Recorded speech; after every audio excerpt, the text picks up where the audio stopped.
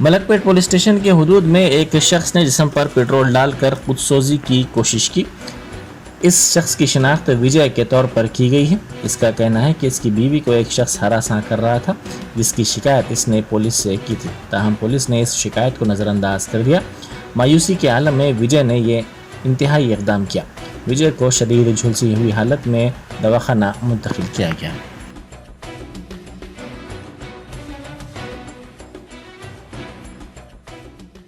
మేము ఒక 20 రోజుల కింద మలక్పేట్ పిఎస్ లో కంప్లైంట్ ఇచ్చినాము.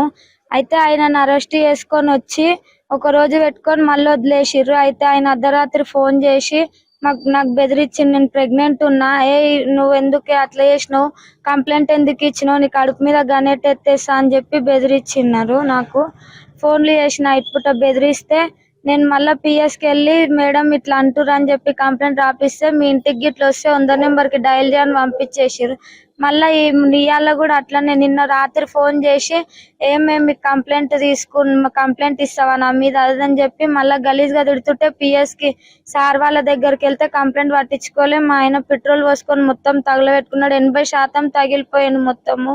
ఇప్పుడు ఆ ఫారూక్ అనేట ఆయన నన్ను చంపేసాదని బెదిరిస్తుండు. నేను కడుపుతోనున్నా, నాకు చిన్న పిల్లలు ఉన్నారు, చిన్న పిల్లలు ఉన్నారు. మా ఆయన మొత్తం 80% కాలి